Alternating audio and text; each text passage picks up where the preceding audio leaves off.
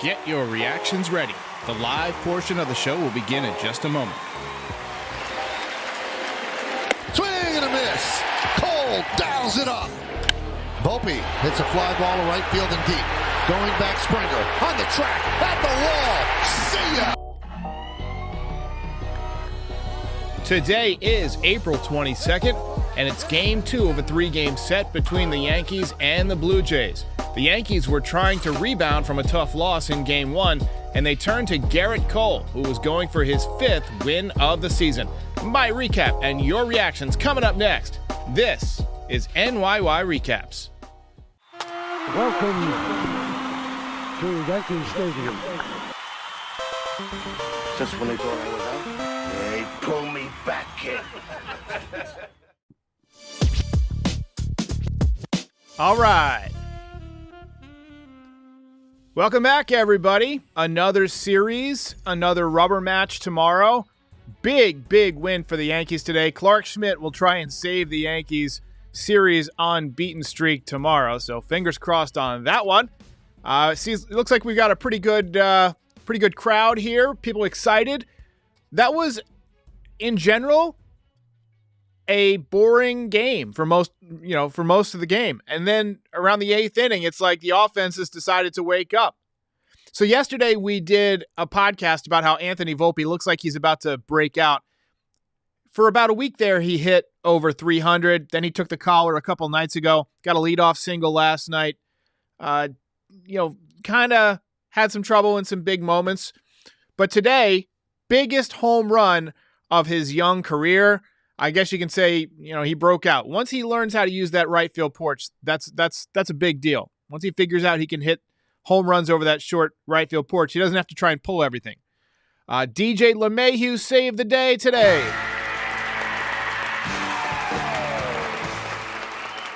Pinch hit to win the game. So last night when we all went to bed, well, some of you I'm sure stayed up all night, but I'm sure when a lot of us went to bed, we expected some sort of confrontation today, some sort of brawl possibly. Tempers kind of flared last night. There was that hit by pitch where Weissert hit Vladdy, and, benches kind of started to get up and move towards the field's general area. I don't think they completely cleared, but today you expected some kind of a confrontation to happen, and luckily we didn't get it, although I'm sure some of you would have liked to have seen it. So far, no brawl, but as the saying goes, tomorrow is another day. Gerrit Cole was on the mound today. He's been practically unhittable all season. He came in at 4-0 with a 0.95 ERA. But this was unquestionably the best lineup he's had to face so far. And today he was in hot water right away. Single to Springer, double to Vladdy in the first inning, and right away you're thinking, uh-oh, is he going to let it unravel? But this is one of those situations where last year he might have let the wheels come off. He might have given up the 3-run home run. Or I think he gave up back-to-back-to-back home runs in a game last year, maybe even twice. He had multiple times where he gave up multiple home runs early in the game because things just kind of unraveled. Today he refused to let that happen. He caught Chapman looking with one of the best sliders I've ever seen him throw. On the knees, at the corner, unbelievable pitch. And then he got Varsho with a high fastball to blow him away. And you felt like, okay, he's gotten through his rough patch. Now, just let him dominate the rest of the way.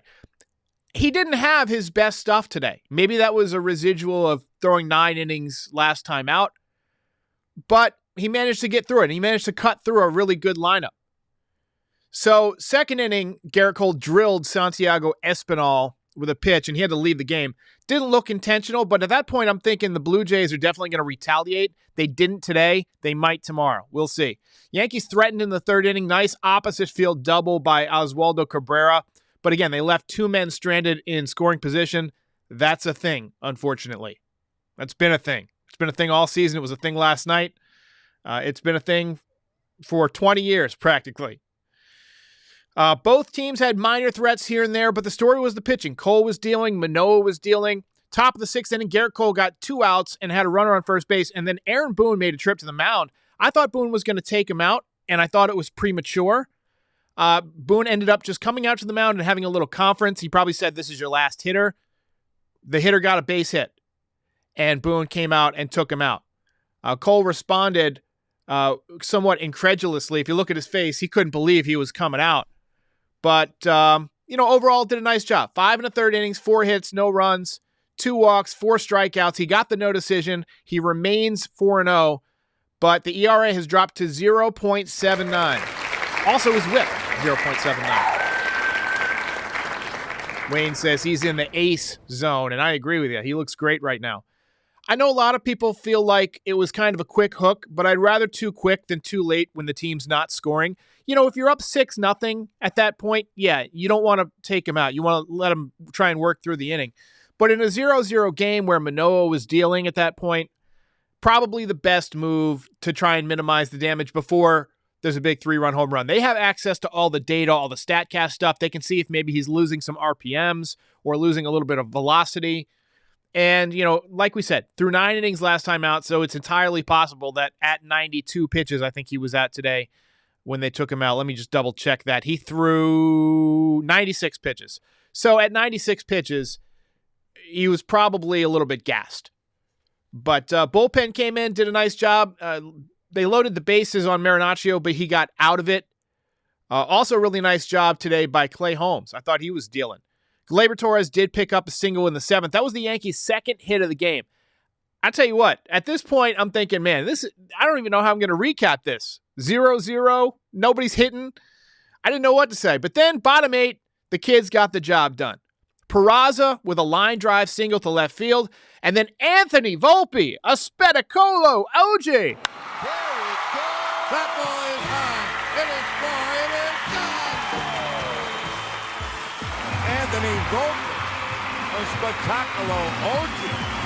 A Spetacolo. I think I put the emphasis on the wrong syllable. But biggest home run of his career, only the second home run of his career, but biggest hit of his career so far. And like we said, nice to see him using the opposite field. Paul O'Neill made the point that once you learn how to do that and you learn you can do that, it just opens up the whole field for you. So just what a job by Anthony Volpe. So celebration was put on hold. The top of the 9th, Danny Jansen hit a 2-run home run to tie it up off of Peralta. But then bottom 9, Rizzo absolutely smoked one to the opposite field. Just missed going out of the ballpark. Oh, there goes gravity. Hit the top of the wall. Ended up being a double. I believe it was a double. Yeah, it was a double off of Romano. And then Gleyber followed up with an infield hit. Calhoun walked to load the bases with nobody out. And then DJ LeMahieu pinch hit, single to left field. And the Yankees walk it off. Game over. Yankees win. Yankees win.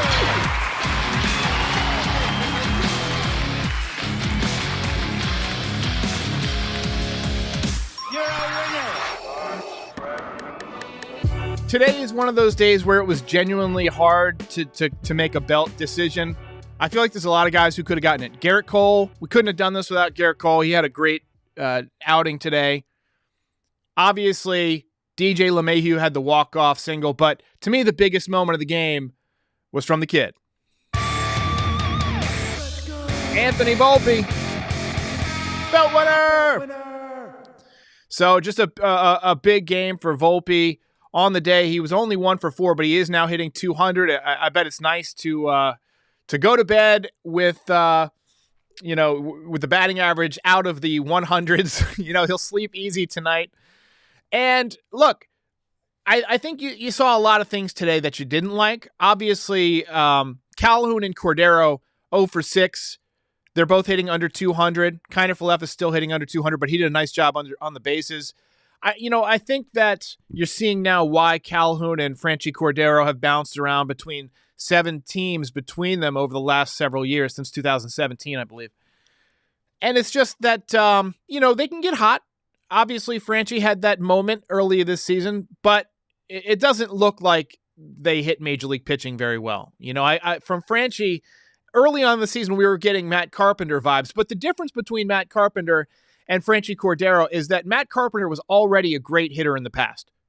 You know, this was a guy who led the league in doubles. He was an MVP candidate, 300 hitter. Frenchie is a guy who's bounced around, and he's a strong man and a prospect for a long time, but never quite had that breakthrough year. And I think now you're seeing that he's got some holes in his swing that are being exposed. So this was Anthony Volpe's first belt.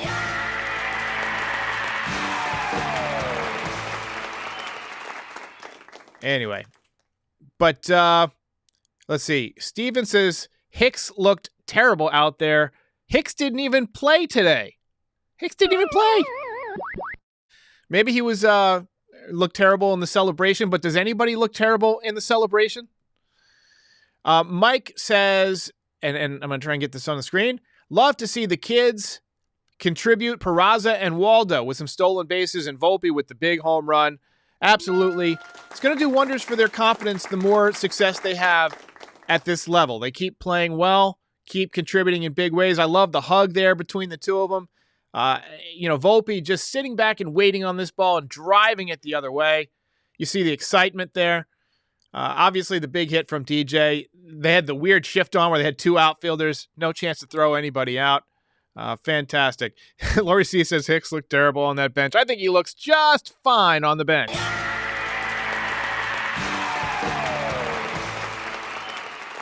All right, we're going to pull down this. This is up from last night. We're going to share this screen here. Let me pull this Bumgardner reel off.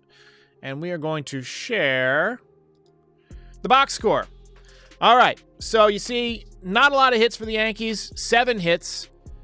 Obviously, not many until the 8th inning, really. They had 1 hit through the first 7. Or 2 hits through the first 7. You had Oswaldo Cabrera with the opposite field double, and then you had Torres with a sinking line drive single in the 7th. So, I mean, the bulk of the damage came late in the game. And, it was good enough to get it done. As Aaron Boone always says, it's a run-scoring competition, not necessarily a hitting competition. But I always say hitting helps you score more runs. And I'd like to see them just get a little bit better offensively. Right now, I believe they're 23rd in the league in offense. The batting averages are terrible. You see how many guys are hitting 200 or less. We need to get some guys going. I like that Cabrera's had opposite field hits in the last 2 games. That shows that he's getting a little bit more comfortable. And, we need Judge to get going again. He's hitting 257 right now. I'm seeing a lot of comments that really bother me. And I'm sure there's just casual fans out there that, they might watch the games, but they don't really understand what they're watching, saying that Judge has given up and Judge is not putting in the effort because he got paid. And I just think that's a totally wrong approach to look at it. Baseball's hard, right? You're always going to have times when you struggle, when you slump for a little while. You're going to have times when you're just not feeling good. Maybe you're a little bit banged up. He ran into the wall a couple of times in that last series, and I felt like he was flexing his hand a lot. Maybe he's not feeling 100%, but he's staying in there and playing because we don't have Giancarlo. We can't afford to lose him right now. So cut the man some slack. He's done a lot for us.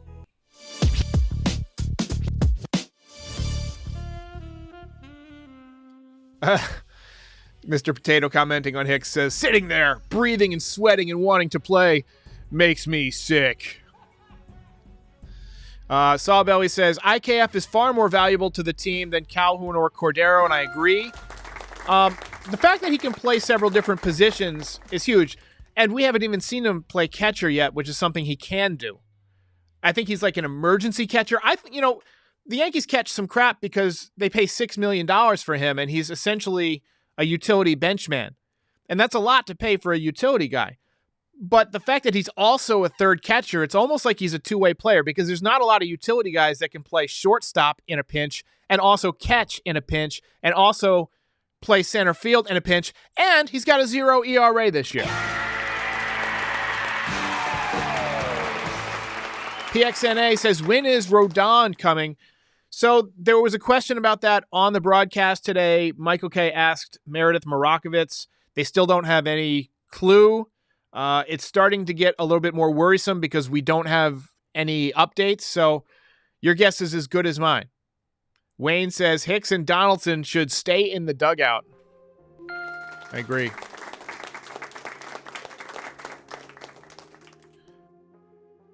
Dave wants the hitting coach to go. So Dylan Lawson just hired a couple of years ago, but before him we had Marcus Timms, and you might remember the Yankees did the same thing under Marcus Timms.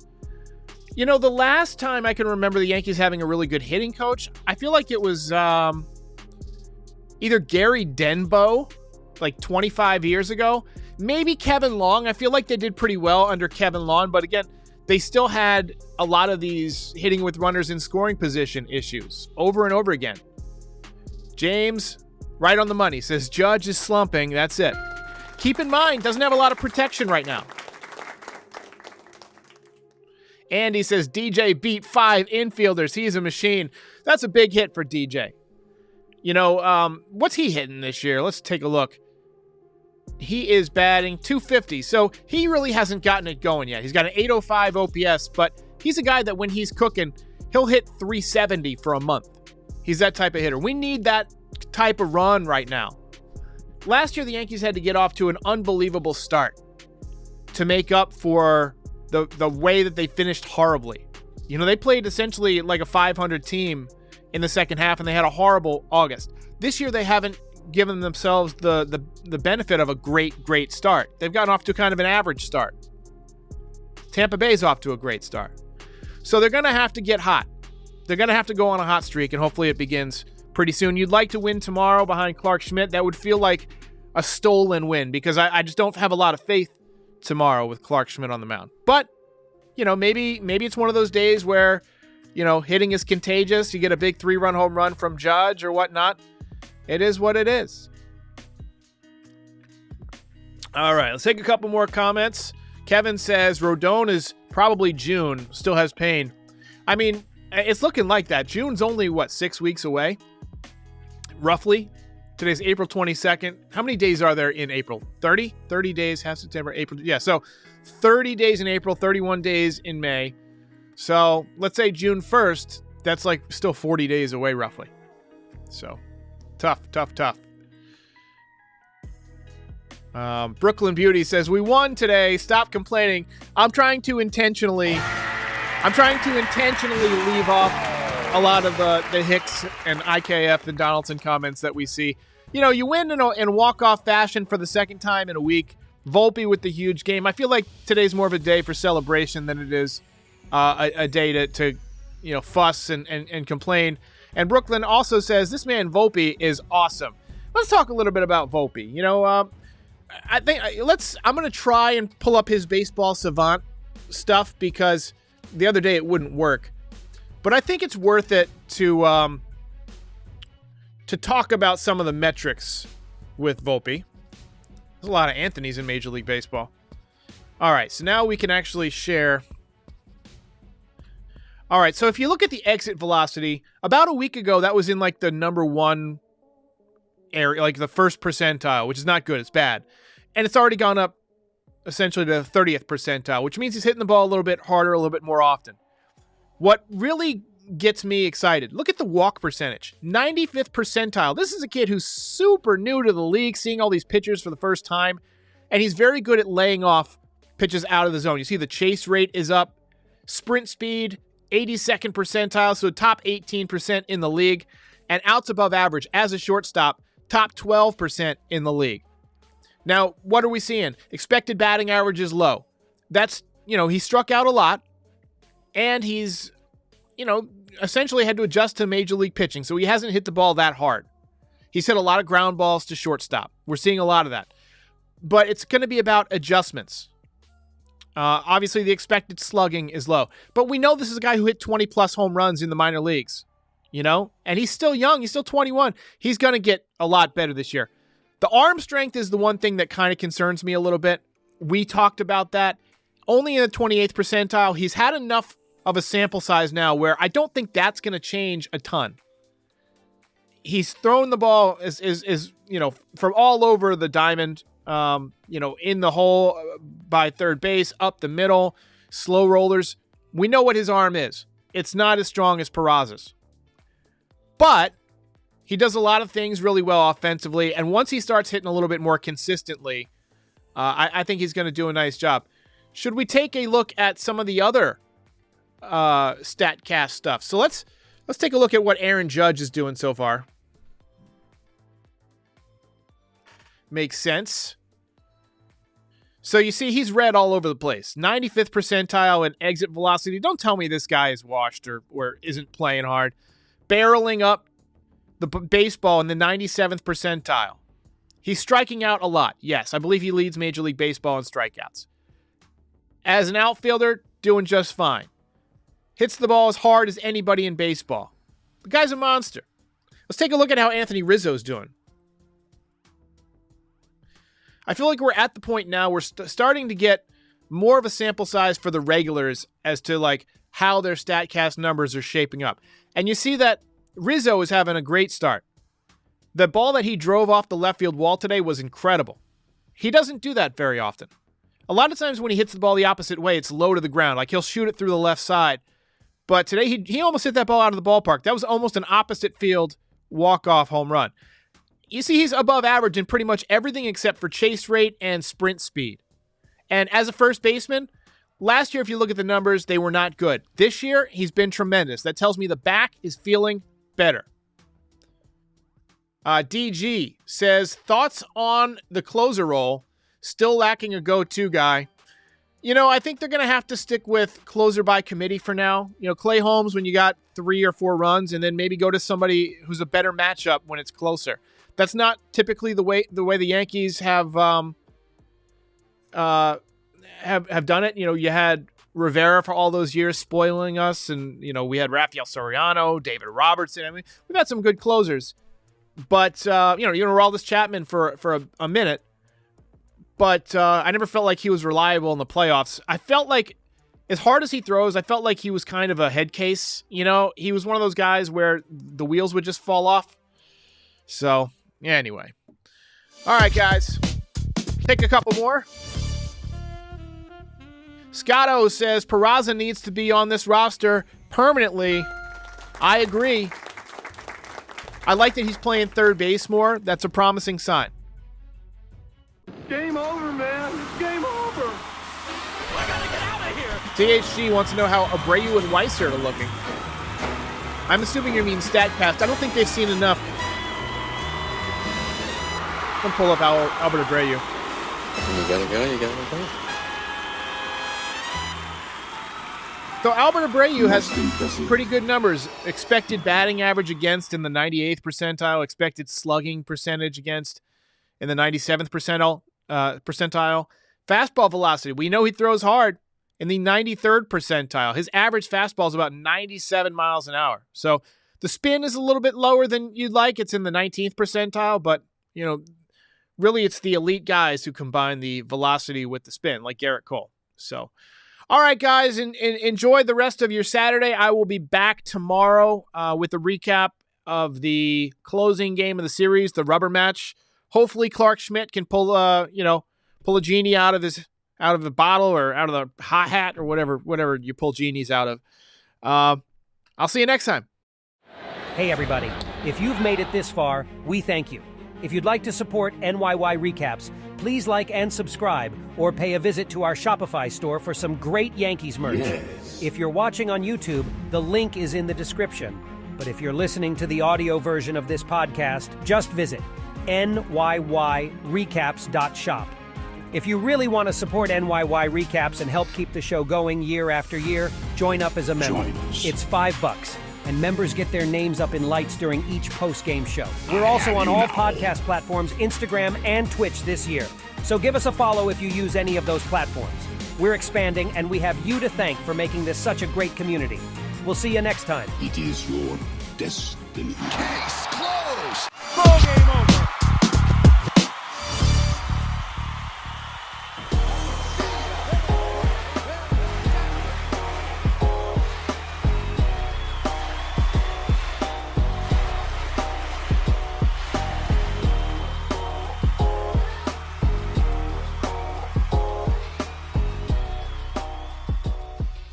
Most impressive.